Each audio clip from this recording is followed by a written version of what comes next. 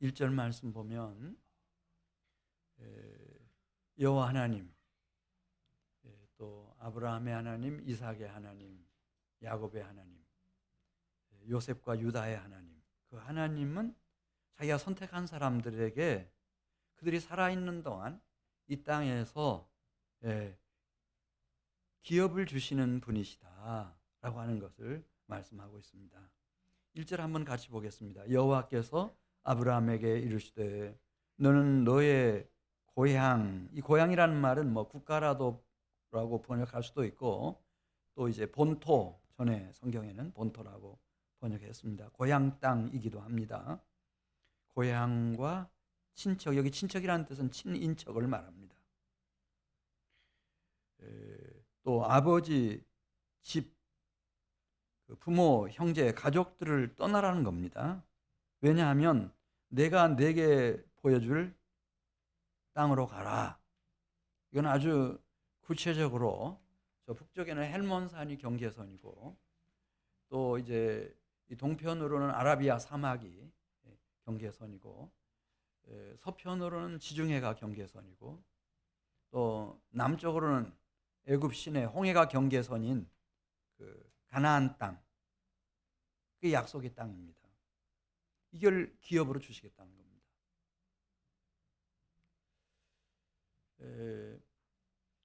그러니까 아브라함의 하나님은 어떤 하나님이신가? 그분이 이 땅을, 지구를 만드셨고 우주 세계를 끝까지 창조하신 분이어서 자기가 선택한 사람들에게 그들이 살아있는 동안 이 땅 위에서 땅의 기업을 받아 누리도록 인도하시는 하나님. 그분이 아브라함의 하나님, 이삭의 하나님, 야곱 이스라엘의 하나님, 그리고 요셉의 하나님, 유다의 하나님이었습니다. 그래서 지금 유대인들이라고 하는 말이 거기서부터 나왔습니다. 끝까지 기업을 주시는 분. 예, 저도 이게 처음에는 그냥 지나갔습니다. 이게 하나님 나라 갔으면 됐지, 무슨 땅에서 특별한 기업이 있겠나. 근데 이렇게 이제 한 해 한 해가 지나고 둘러보니까 진짜 맞은 거예요. 우리 교회 연봉남 목사님 내외도 하나님이 기업을 주셨어요. 놀라운 방법을 주셨어요. 농아분 되신데. 또 우리 유덕수 목사님 사모님 여기 계시는데 이 가정에도 하나님이 놀라운 땅에서의 기업을 주셨어요. 그리고 보니까 주변에 있는 목사님들, 저도 주로 이제 목사님들, 또 우리 한민교회 안에서도 기업을 주십니다. 유럽에서 이제 비국교들이, 청교도들이죠, 침례교도들 포함해서 이분들이 신앙의 자유를 찾아서 대서양을 건넜을 때 거기 아메리카 신대륙, 북미주 지금 그걸 주셨습니다. 저 북한에서 하나님을 잘 섬기고 싶어서 신앙의 자유를 찾아서 남한으로 나온 사람들 있잖아요. 그분들 다 기업 주셨습니다. 이북에서 오신 분들 치고 기업이 없는 사람이 대한민국 땅에 없습니다. 뭐 그분들이 대한민국 어디에 살든 마찬가지입니다. 서울에도 영락교회, 대표적인 교회들은 다 부산 영락교회까지 다 북한에서 오신 분들이십니다. 기업을 가정뿐만 아니라 교회까지 다 주셨습니다. 그분들이 대한민국 교회를 이렇게 부흥시키는 일에 아주 선도주자의 역할을 다 감당했습니다. 지금 그 얘기를 쓰고 있는 겁니다. 살아계신 하나님은 하나님을 진짜 경외하고 잘 믿는 사람들에게 이 땅에서 주실 기업의 선물이 다 있다. 원래 이제 아브라함을 우리가 부를 때 석자로 해서 아브람 이렇게 부르기도 하고 넉자로 해서 아브라함 이렇게 부르기도 해요. 근데 원래 아브라함은 자연인이었습니다. 그냥 평범한 사람이었습니다. 아브람, 이 석자는요 무슨 뜻인가 하면 아버지라는 뜻입니다. 인정받는 아버지. 그러니까 모든 남자가 이 세상에 태어나면 다 공통적으로 꿈꾸는 게 하나 있습니다. 나도 결혼했으면 좋겠다. 그리고 자녀를 낳았으면 좋겠다. 인정받는 아버지가 됐으면 좋겠다. 그겁니다, 여러분. 그게 아브람입니다. 아브람. 그런데 하나님이 그 아브람이라고 하는 이름을 바꿔주십니다. 넉자로 바꿔주십니다. 뭐라고 바꿔주시죠? 아브라함. 이건 완전히 다른 이름입니다. 열국의 아버지라는 뜻입니다. 한 국가의 한 민족의 시조만 돼도 대단한 거죠. 이 세상에 왔다 가면서 한 나라를 세웠다, 대단한 거죠. 근데 열국의 아버지라는 뜻은 그 혈통적인 자손들이 어마어마하다는 얘기입니다. 뒤에 나옵니다만은 땅에 티끌을 셀 수 없는 것처럼 셀 수 없는 자손이 일어난다는 거예요. 믿음의 자손이. 그게 아브라함이에요. 아브라함. 확 바꿔주셨어요. 금년 오늘 이제 11월 마지막 주일이고 한 달 지나면 또 2024년이잖아요. 그래서 저는 우리 사랑하는 교우 여러분들이, 성도 여러분들이 참 이 꿈을 좀 꾸시기를 바라요. 우리가 너무나 막 이제 영적인 거 막 이런 것만 죽고 나서 내세에 받을 복 이런 거 많이 생각하고 얘기했는데 오늘 12장 1절에 있는 말씀을 보면은 내가 내게 보여줄 땅으로 가라. 5절에 보면 그게 가나안 땅이었어요. 그 땅을 진짜 주신 거예요. 그러면은 어떻게 나는 아주 평범한 사람이에요. 아브람처럼. 그런데 아브라함이 될 수 있었는지, 그것은 하나님이 이제 이 말씀의 생기를 불어넣으면 그렇게 돼요. 창세기 2장에 보면 흙으로 사람을 하나님이 지으시죠. 그 코에다 생기를 불어넣었더니 이게 살아있는 존재, 생명체가 됐다는 거예요. 리빙 소울, 살아있는 영혼이 됐다는 거예요. 인간이라고 하는 이 창조물은, 이 피조물은 모든 피조물하고 달라서 이제 기왕 이렇게 나왔으니까 하나님 앞에 영과 진리로 예배드리면서 하나님이 주시는 말씀을 잘 새겨 들으면은 이 말씀의 생기라고 하는 것이 내 안에 들어와요. 그럼 나를 흔들어 깨워요. 내 마음과 심령과 영혼을 막 뒤흔들어서 깨우죠. 그래서 거인을 깨워내듯이 깨워내면 이게 아브람이 변해서 아브라함이 되는 것처럼. 이런 사람들은 벌써 그걸 보는 거예요. 내가 내게 지시할 땅으로 가라. 고등학교 3학년 때 제가요, 예수님 믿고 너무 좋은 거예요. 야, 이런 놀라운 세계가 있었구나.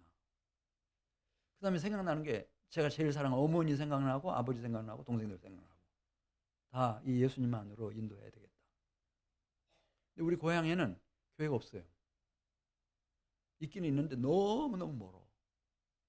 운양산 밑에서부터 저 운이란반이랑 근처까지 와야 교회가 있는데, 게다가 저희 아버지는 6대째 그 고향에서 사셨는데 뭐 시제며 뭐 집안 그 종중산도 다 저희 아버지 명의로 돼 있었고 너무 바빠요.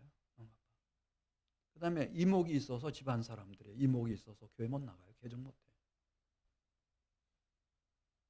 그래서 안타까워 있는데 요한 이 창세기 12장 1절에 딱 다다랐어요. 내 본토, 친인척, 아비집 떠나라. 내가 내게 줄 땅으로 가라. 딱 말씀하시는 거예요. 이 말씀 듣고 새로운 역사를 창조한 사람이 셀 수도 없겠죠. 셀 수도 없을 거예요. 오늘 이 시간에도 우리 중에 한두 사람은 일어날걸요. 이 말씀을 새겨 듣는 사람들이 있어요.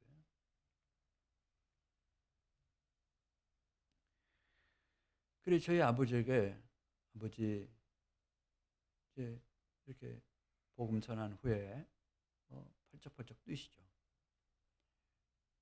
저희들 대전으로 이사 가십시다. 안 된다는 겁니다. 제 아버님. 네가 한번 생각해봐라. 배운 게 있냐? 내가 기술이 있냐? 또 너무 어려서 한 3살, 4살 때부터 어머니 없이 자랐기 때문에 키도요. 그 형제들은 키가 다 크셔요. 근데 그렇게 작아요. 작아도 그렇게 작을 수가 없어요. 다른 사람들처럼 힘이 세냐? 내가 도시 나가가지고 이 딸린 가족들을 먹여 살릴 수 있는 방법이 없다는 거예요. 그때 제가 아버지 존경했거든요. 처음으로 거역했어요. 어머니를 꼬셔가지고 이런 말씀은 안 되지, 강단에서. 잘 설득해가지고 돈이 지금 얼마 있는지 그거 다 끌어모아가지고 제가 대전에 와서 덜커덕 계약을 해버렸어요. 그다음에 보증금 해놓고 이제 월세 얼마씩 드리겠습니다. 계약을 하고 가가지고 저희 아버지한테 얘기했어요. 우리 이사 안 가면 이제 계약금 다 날립니다. 우리 알거지 됩니다. 도시는 그렇습니다. 매정합니다. 그래가지고 이제 이사 나오시게 됐어요. 근데 지금 생각해도 우리 어머니가 늘 하시는 말씀, 야, 참 이사 나오기 잘했다. 참 잘했다. 네. 제 자랑하려고 지금 말씀드리는 게 아니고, 어떻게 하면은 이렇게 평범한 사람들이 이렇게 아브라함과 같은 영적인 거인으로 일어날 수 있나? 그건 뭐 창세기 1장에 보면 잘 나와 있어요. 이게 생기가 가득 담겨 있는, 이 권세가 있는, 능력과 힘이 있는 말씀을 들으면 그 사람 속에 생기가 막 들어가요. 그 말씀이라고 하는 게 하나님이 이르시되 빛이 있으라 이렇게 말씀하시면 그 말씀 속에 이 파워가 있어가지고요. 실제로 빛이 존재하게 된다니까요. 하나님이 보시기에 좋았더라. 또 하나님이 이르시되 궁창이 있으라. 이 지구와 우주 끝까지 그 사이에 이 궁창이 있어서 이 대기권이 형성이 되고 구름도 뜨고 비도 내리고 새들도 날고 다 그렇게 하려면은 궁창이 있으라. 그냥 궁창이 존재하는 거예요. 네. 이 지구를 덮고 있는 물들이 한 곳으로 다 모여 바다가 이루어지고 묻이 드러나라. 그래서 그 묻에서 채소가 자라고 풀들이 자라고 과수들이 자라고 동물들이 살아가고 사람이 살아갈 수 있도록 묻이 드러나라. 하나님 말씀하시면은 그 말씀 자체에 생기가 있어요. 파워가 있고 권세가 있어요. 그래서 그냥 묻이 드러나 버리는 거예요. 그 말씀. 그래서 예수님이 오셨을 때 이런 얘기하죠. 이게 이제 앞으로 이제 2024년 준비하시는 분들에게 이 주제 성경 구절인데, 진실로 진실로 너희에게 이르노니 죽은 자들이 하나님의 아들의 음성을 들을 때가 오나니 곧 이때라. 듣는 자는 살아나리라. 이 주의 음성을 들으면 살아난다니까요. 내 속에 잠들어 있는 내 마음과 심령과 영혼이 깨어나요. 그래서 아브라함이 아니고 그냥 아브라함이 되는 거예요. 이런 사람들은 이 하늘에 계신 아버지 하나님을 항상 의식하면서 살죠.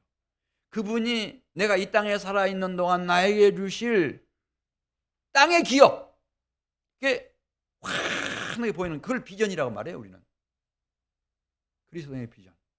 이게 보이는 거예요. 이걸 가지고 역사를 바꾼 사람들이요, 주님 이후에 어마어마합니다. 바울부터 시작해서.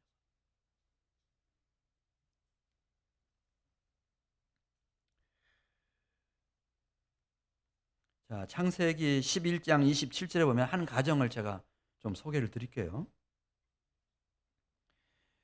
거기 가장은 아버지인 데라였고, 데라가 세 아들을 낳았어요. 맏아들 아브람, 그 다음에 둘째 나홀, 하란, 이렇게 나왔어요. 같은 부모님으로부터 같은 DNA를 받은 형제들이고요. 그런데 이 셋째로 태어난 하란은 갈대아 우르에서 일찍 죽어버렸어요. 아버지 데라가 이건 아닌 것 같다. 그래서 갈대아 우르를 떠나가지고 하란 땅에 도착했어요. 마음속에는 가나안으로 갔으면 좋겠다, 그런 바람은 있었다는 거예요. 근데 그 데라도 하란에서 죽어버렸어요. 데라도 거기서 그냥 주지 않고 말아요. 근데 여기 한 사람, 아브라함이에요. 아브라함은 갈대아 우르에서 살아남았어요.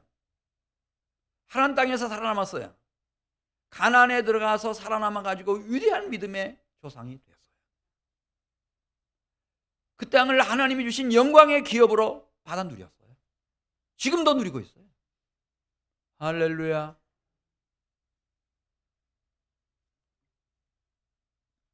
그게 왜 그랬을까? 로마서 4장 17절에 보면은 이 아버지 데라도 그 다음에 다른 형제들도 그냥 자연인으로 사는 거예요.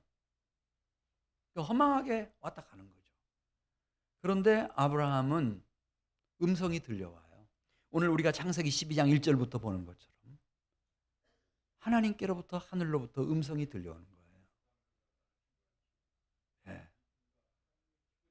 로마서 4장 17절. 조금 옆에서 제재를 해주시면은 제가 괜찮으니까. 로마서 4장 17절 말씀, 기록된 바 내가 너를 많은 민족의 조상으로 세웠다 하심과 같으니 그가 믿은 바 하나님은 죽은 자를 살리시며 없는 것을 있는 것으로 부르시는 이시니라. 아브라함이 바랄 수 없는 중에 바라고 믿었으니 이는 내 후손이 이 같으리라 하신 말씀대로 많은 민족의 조상이 되게 하려 하심이라. 음성이 들려오는 거예요. 오늘 12장 1절 이하에 있는 말씀처럼 음성이 들려오고, 그 음성이 들려오면 저 속에서부터 반응이 나타나요. 화답을 해요. 그게 믿음이에요. 하나님은 그렇게 하실 수 있을 것 같아요. 내 본토 친척 아비 집을 떠나 내가 내게 지시할 땅으로 가라. 내가 내게 보여줄 땅으로 가라. 그럼 그 보여줄 땅이 있을 것 같고, 그 땅을 나에게, 내 자손들에게, 후손들에게 영영한 기업으로 꼭 주실 것만 같아요. 그 믿음. 그 믿음이 이 아브람, 평범한 한 인생을 아브라함 열국의 아버지로 확 깨어낸 거예요. 그거예요, 여러분. 자, 창세기 12장 2절로 가겠어요. 하나님은 당신이 선택하는 사람들에게 땅에서의 기업뿐만 아니라 2절에 있는 말씀을 보면 하늘 기업이 있어요. 하늘의 기업을 주님이 주셔요. 2절 말씀 같이 읽겠습니다. 내가 너로 큰 민족을 이루고, 여기서 나는 누굴까요? 이 주어가 참 중요하거든요. 이거 할 수 있는 분은 한 분밖에 안 계셔. 누굴까요? 한 분밖에 안 계신다고 그래서 한번 따라해서 보세요. 하나님, 여호와 하나님, 내가. 이 주어가 참 중요해요. 너로, 너는 누구예요? 지금 하나님의 음성을 듣고 있어요. 마음으로, 심령으로, 영혼으로. 그리고 속에서부터 그분의 음성에 대해서 반응하고 화답하고 있어요.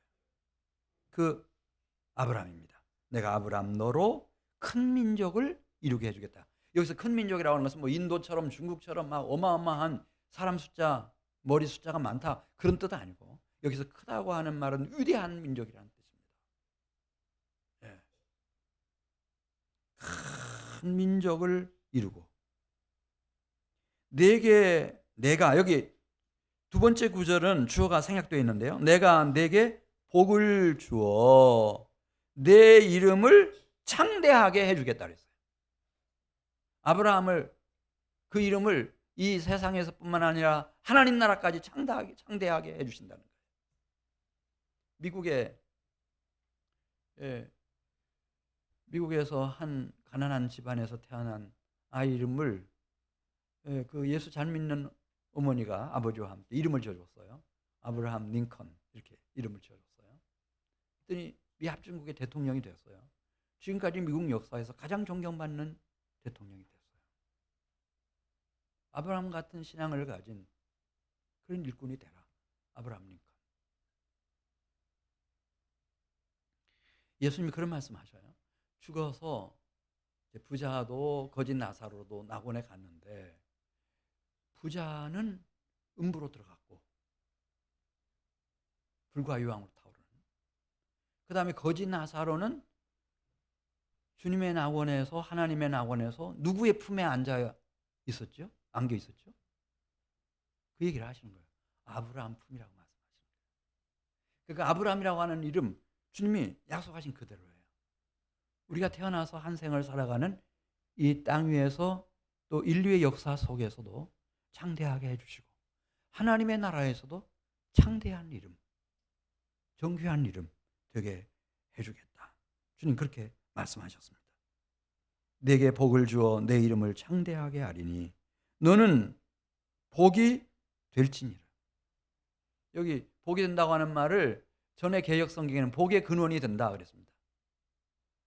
복의 출발점이 된다는 뜻이에요. 우리 이 전가의 시조부터 지금까지 쭉 내려오다가 적어도 우리 고향에서는 우리 그 집안에서 제가 제 1호로 예수를 믿었어요.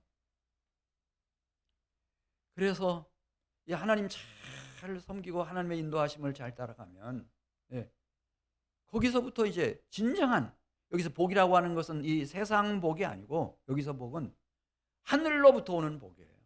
하나님이 주시는 복이에요. 이건 영원한 복이에요. 영생의 복이라고요. 이걸 주신다는 거예요.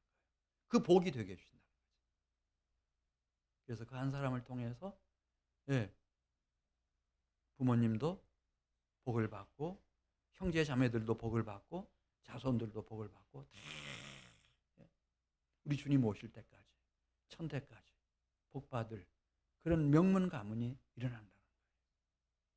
지금 제 얘기가 우리 집이 명문 가문이다 그런 뜻은 전혀 아니고요. 누구든지 진정한 하늘의 축복, 하나님의 축복, 영원한 축복, 그 영광의 축복의 시작점이 된다는 거예요. 그런 점에서 복이 된다 이렇게 말씀했습니다. 3절 가서 보겠습니다. 이렇게 이 세상에 태어나서 그냥 아무런 비전도 없고 그냥 이렇게 허무하게 살다가는 사람 말고 하나님께 선택을 받아서 하나님으로부터 이 땅에서 주어질 그런 땅의 기업, 하늘의 기업을 늘 염두에 두고 살아가는 사람들을 하나님은 얼마나 귀하게 보시는지 3절 말씀했습니다. 너를 축복하는 자에게는 내가 무엇을 내린다 그랬죠? 복을 내리고 너를 저주하는 자에게는 내가 저주하리니 땅의 모든 족속이 너로 말미암아 복을 얻을 것이라 하신지라. 할렐루야. 땅의 모든 족속이, 우리가 생각할 때는 뭐 정치 잘하는 사람이 있으면 복을 받는 건지, 뭐 대단한 경제력을 가진 사람이 있으면 뭐 도움을 받는 건지, 뭐 잠시 도움 될 수 있겠죠. 잠시 잠깐 동안. 그러나 근원적이고 근본적인 축복은 이렇게 하나님의 선택을 입어 하나님이 땅에서 주실 기업, 또 하늘에 베풀어 주실 그 영원한 기업, 그 기업을 소유한 사람들을 통해서 이 땅에 하나님의 축복의 역사가 전개되어져 나간다고 하는 말씀입니다. 다른 길은 없습니다. 아브라함 한 사람에게서부터 시작됐습니다.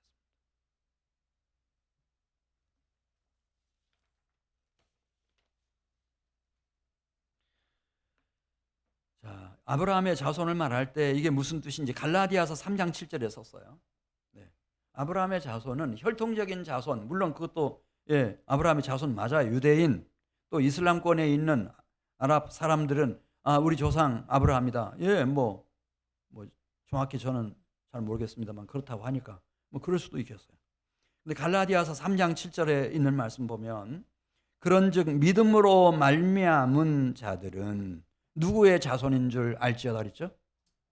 아브라함의 자손.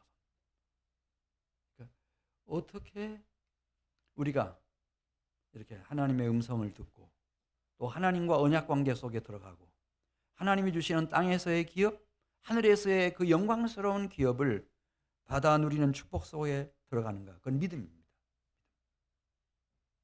하나님께 대한 믿음, 하나님의 음성에 대한 믿음, 하나님의 언약에 대한 믿음, 그걸 가진 사람들입니다.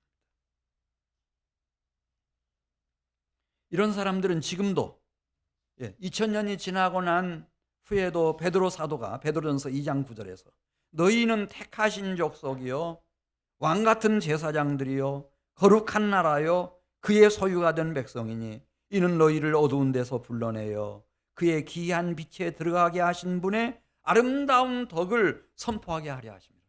이 기이한 일이거든요. 나보다 키 큰 사람도 있고 힘센 사람도 있고 잘생긴 사람도 있고 똑똑한 사람도 있고 지식이 많은 사람도 있고 예, 더 유명한 스타들도 있고 다 있잖아요. 근데 왜 하나님이 나에게 이 땅의 기업을, 그리고 하나님 나라의 그 영원한 기업을 받아 누리게 하시는가? 이거 기이한 일이란 말입니다.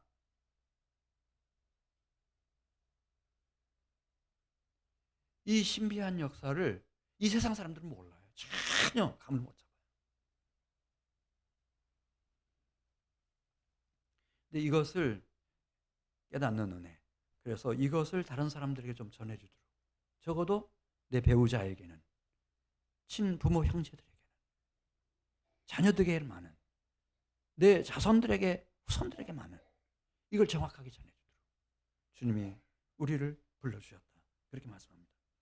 따라서 12장 4절로 가서 보겠습니다. 12장 4절 가서 보면은, 이 세상에 태어나서 하나님의 음성을 아브라함이 듣고, 나에게 그 하나님께서 주실 땅의 기업이 있고 하늘의 기업이 있구나, 그걸 위해서 하나님이 나를 선택했구나, 이렇게 깨달은 때가 몇 살 때였다고 그랬죠? 4절 보면 나옵니다. 우리 같이 읽습니다. 이에 아브라함이 여호와의 말씀을 따라갔고 롯도 그와 함께 갔으며, 아브라함이 하란을 떠날 때에 몇 세였다고 그랬어요? 75세. 네. 우리 중에 75세 넘은 분 계세요? 예, 모세는 90세, 80세부터 쓰셨어요. 예, 나이는 상관없어요. 그러니까 제가 볼 때는, 예, 이게 어느 순간인가 하나님의 전적 은혜죠. 신비한, 예, 전적인 은혜예요. 이 하나님의 음성이 들려올 때, 그리고 그 언약의 말씀이 믿어질 때, 그래서 하나님이 나에게 주실 기업의 땅을 바라보고 하늘의 그 영광스러운 기업을 소망하는 마음이 불타오를 때, 그 시점은 대단히 중요한 거예요. 이거에 있는 사람도 있고 평생에 없는 사람도 있어요. 아브라함에게는 언제 이런 신비한 사건이 일어나? 75세 때. 그때 결단합니다. 내가 남은 생애를 어떻게 살아가야 되겠구나, 이 결단하는 거예요. 그래, 사도행전 9장에 보면 다메섹에 아나니아라고 하는 경건한 제자가 있었는데 막 불평해요. 주님이 하시는 말씀을 듣고, 너 아무 곳에 가서 사울을 만나라. 그리 사울 어떤 그 못된 사람인데 그걸 내가 가서 만나야 됩니까? 그리고 왜 그런 악한 사람에게, 주님의 교회를 해치는 원수에게 그렇게도 관심을 두십니까? 그런 어조로 얘기하니까 딱 한마디로 주님이 잘라서 말합니다. 그는 내가 택한 나의 그릇이라. 내가 쓰기 위해서 택한 나의 그릇이라는 거예요. 주님이 종려주일에 나귀를 타고 이제 예루살렘 성에 들어가셔요. 백마도 아니고 병거도 아니고, 이제 진짜 이 세상을 지으신 그분이, 하나님의 아들이 나귀 새끼를 타고 들어가시려고 하면서 제자들에게 아무 곳에 가서 나귀 새끼를 좀 풀어와라, 그러면서 이런 얘기를 해요. 왜 그렇게 하느냐 묻는 이가 있거든 주가 쓰시겠다고 해라. 그분이 이 나귀를 만드셨거든요. 종을 지금까지 유지시키셨어요. 그 나귀 새끼도 이 세상에 태어나게 하신 분이 그분이셔요. 그 주가 쓰시겠다, 주인이 쓰시겠다고 하라.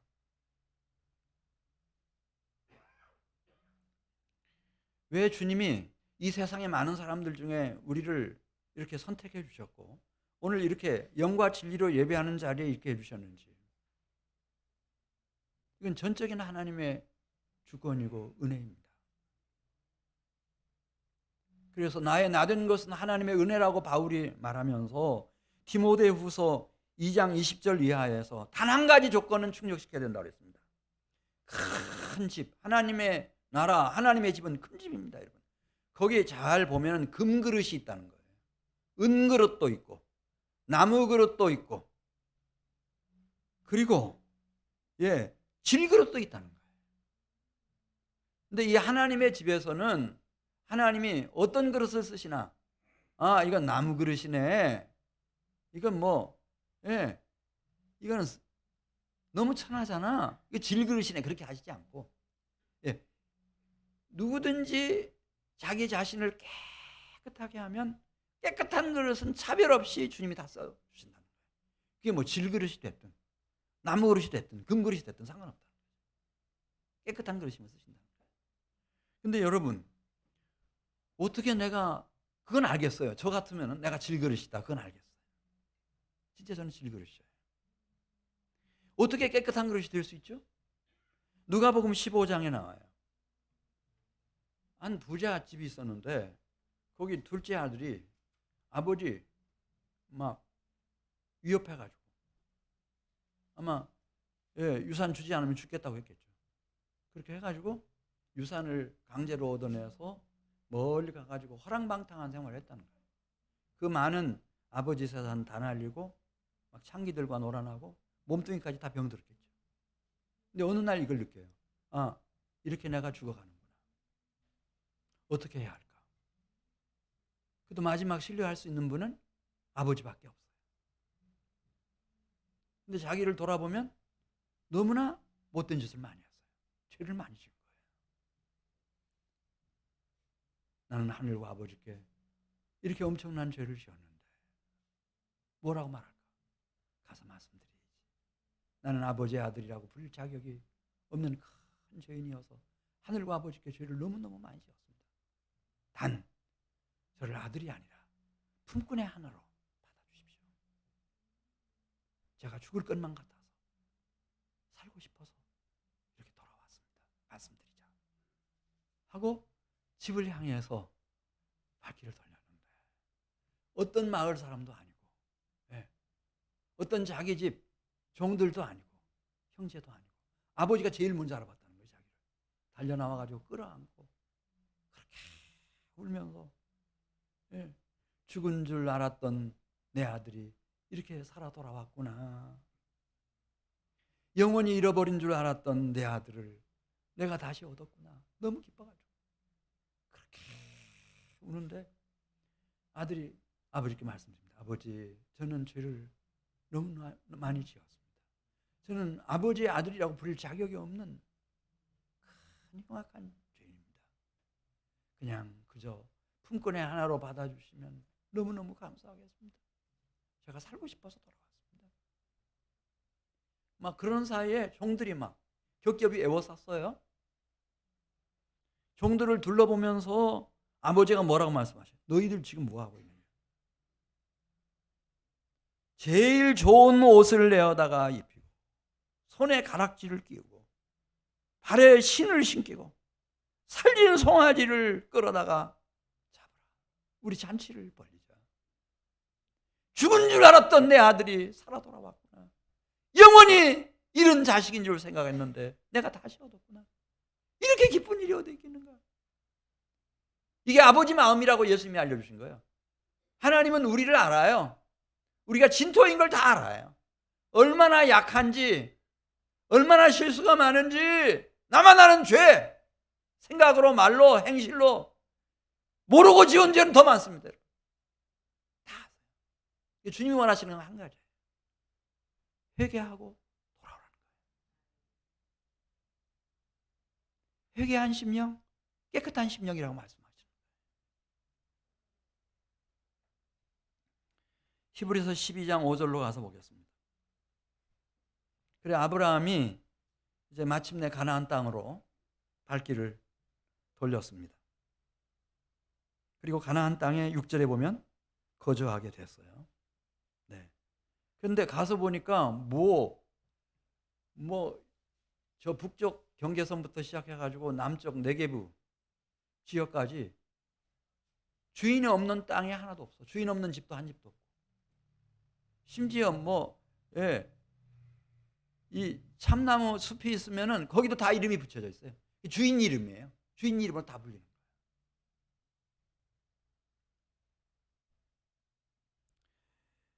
거예요.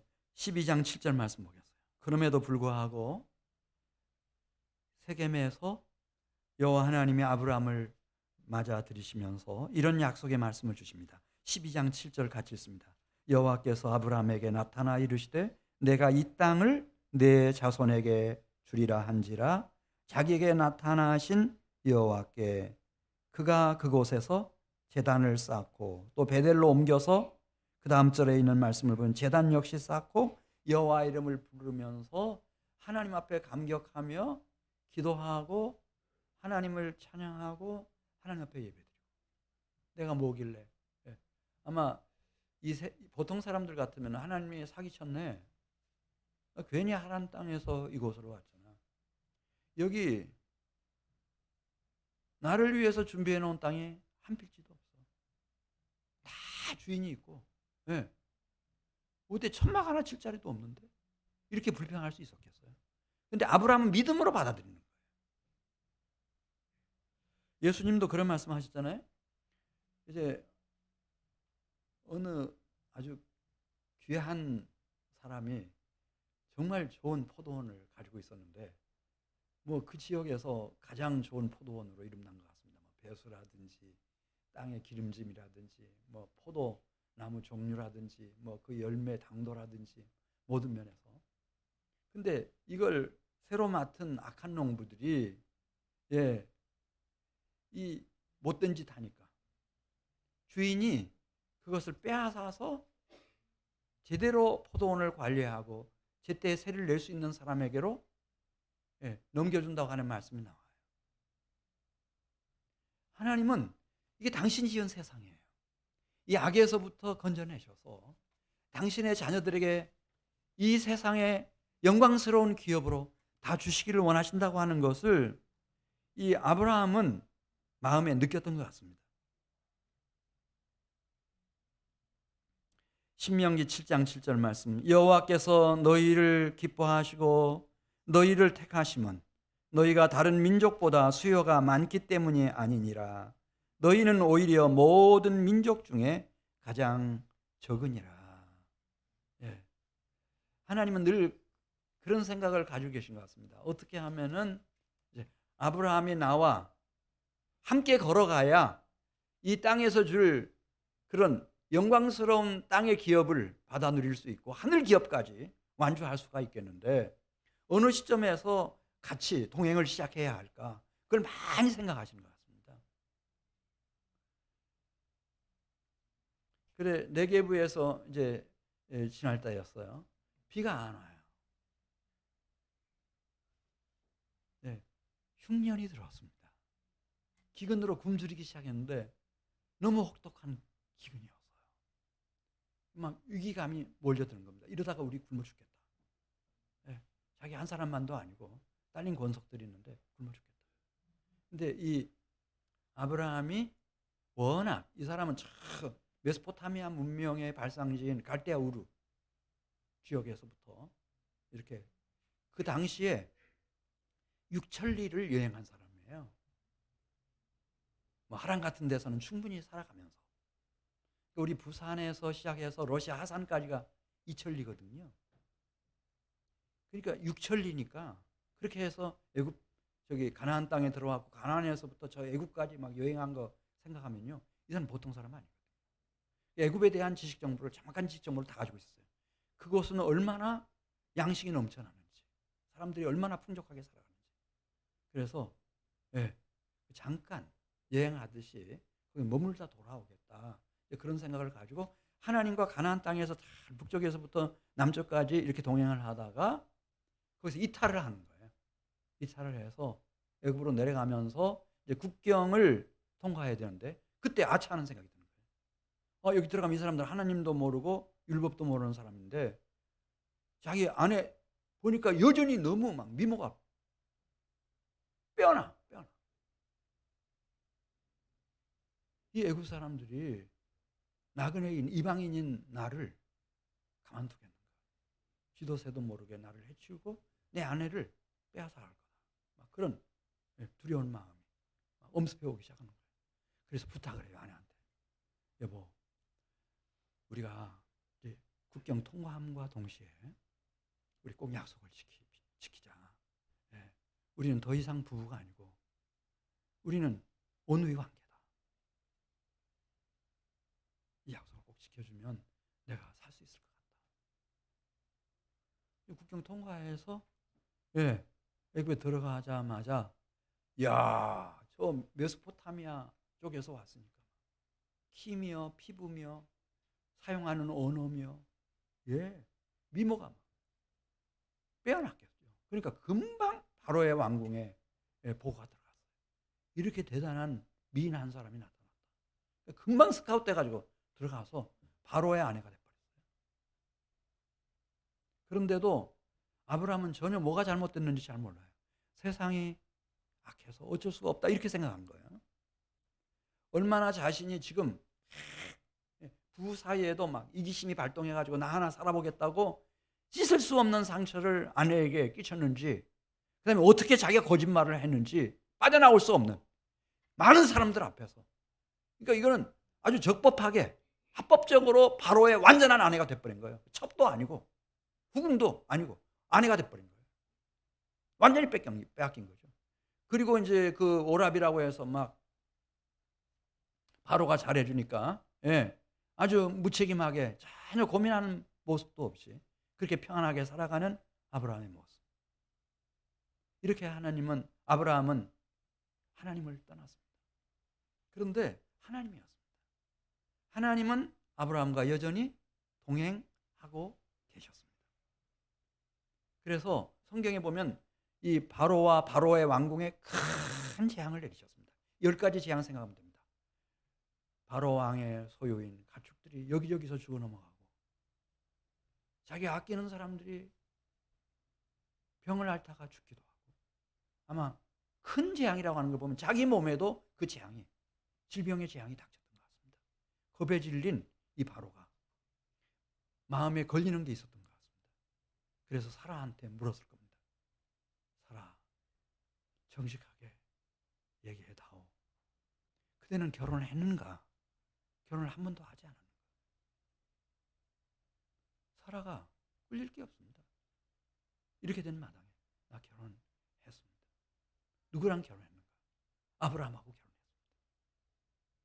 그때 큰 두려움이, 내가 몹쓸 짓을 했구나. 다른 사람의 아내를 빼앗아 왔구나. 그리고 아브라함 불러들이지 않습니까? 그리고 자기의 아내, 합법적으로 자기 아내인 이 사라를 다시 아브라함 품에 돌려줍니다. 이거 하나님이 하신 일이었습니다. 하나님이 하신 일. 그래, 아내가 돌아오고 난 후 너무너무 감사해서 이 아브라함과 그 가족들이 다시 베델로 가죠. 창세기 13장 3절 말씀 보면 거기서 다시 제단을 쌓고 여호와의 이름을 부르고, 그때부터 더 성숙하고 아름다운 하나님과의 동행, 하나님도 아브라함과 변함없이 동행하시고 아브라함도 제대로 된 동행을 시작하는 거예요. 그렇게 딱 결단하고 일어났는데 큰 문제가 생겼어요. 보가 들어오는데 연인 이 아브라함의 목자와 조카 롯의 목자 사이에 늘 갈등이 있고 다툼이 가실 날이 없고, 그래서 베델 지역 주민들이 다 손가락질한다는 거예요. 어떻게 저럴 수가 있는가? 큰아버지하고 조카하고. 그때 딱 깨달아요. 아브라함이. 하나님이 창세기 12장 1절 말씀 보면 너는 나와 동행하기 위해서 무엇을 떠나라고 그랬어요. 본토, 고향 땅, 친인척, 아비집을 떠나라고 그랬는데, 그때 자기 나이 생각하면서 이렇게 건장한 청년, 정말 나를 잘 따르는 이 롯을 데리고 다니면은 큰 안심이 될 것 같았는지, 자기 내일 죽으면 장례식을 치러줄 수 있었을 것 같았는지, 그를 데리고 나왔던 것이 이게 잘못이었구나. 딱 얘기하죠. 이제 우리 갈라서자. 확실하게 거리두기 하자. 그러면서 네가 좌하면 나는 우하고 네가 우하면 나는 좌하겠다. 떠나보냈습니다. 떠나보내고 났을 때 하나님이 그렇게 기뻐하시죠. 기뻐하시면서 우리 13장 14절 말씀 보겠습니다. 롯이 아브라함을 떠난 후에 여호와께서 아브라함에게 이르시되 너는 눈을 들어 너 있는 곳에서 동서남북을 바라보라. 보이는 땅을 내가 너와 내 자손에게 영원히 주겠다. 내가 내 자손이 땅에 티끌 같게 하리니 사람이 땅에 티끌을 능히 셀 수 있을진데 내 자손도 세리라. 이에 아브라함이 장막을 옮겨 헤브론에 있는 마므레 상수리 수풀에 이르러 거주하며 거기서 여호와를 위하여 제단을 쌓았더라. 네. 그리고 소식이 들려옵니다. 저 신할 평지, 신할의 왕, 메소포타미아 왕, 엘람 왕, 그 당시에 고대 큰 나라들입니다. 이 그돌라오메의 주축이 돼가지고 4대 강국들이 연합군을 편성해서 다 휩쓸고 있다는 거예요. 요단강 동편, 남편까지, 그리고 소돔과 고모라까지 다 휩쓸어 갔는데 롯도 사로잡혔고 그 가족도 다 사로잡혔고 다 약탈당했다. 그때 아브라함은 하나님 앞에 기도했겠죠. 그 후에도 막 그렇게 중보했으니까. 내리사랑이라고 아브라함의 롯을 향한 사랑은 마지막까지 변치 않습니다. 그러다가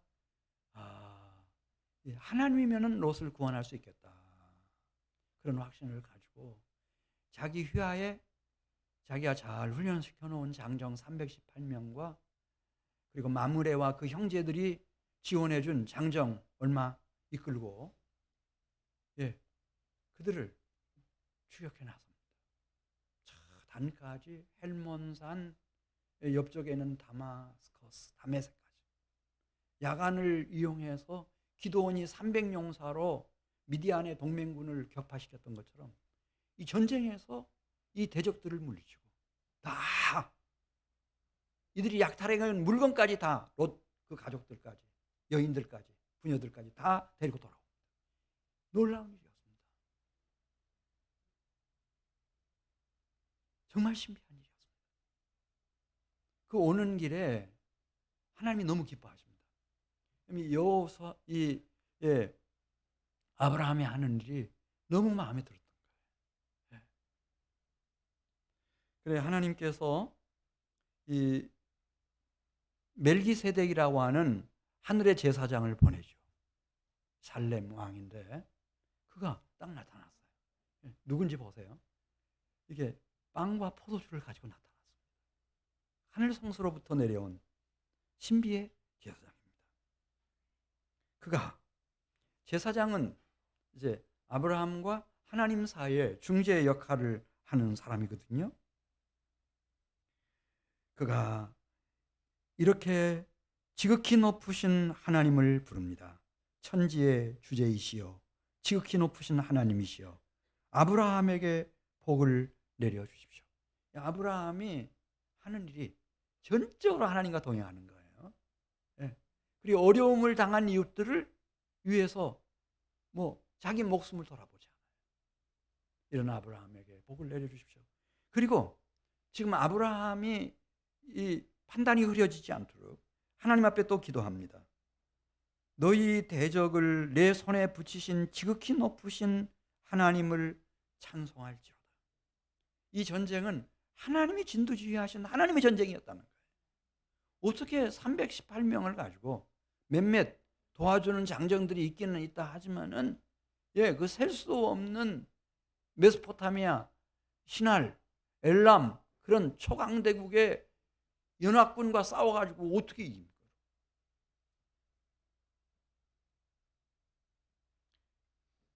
그 광경을 지켜보고 있던 소돔 왕이 옆에서 얘기합니다.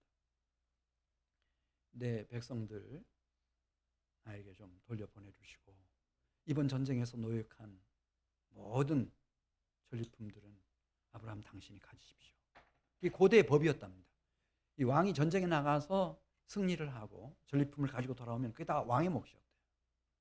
근데 아브라함 뭐라고 말해요?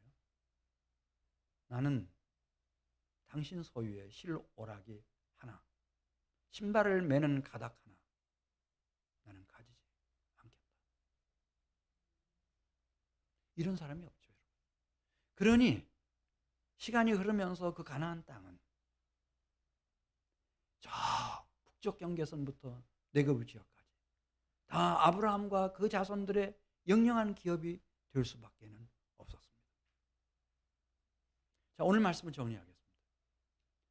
이 땅에는 하나님이 선택한 하나님의 백성들이 있습니다. 그 그들에게 하나님께서 이 땅에서의 기업을 준비해 주십니다.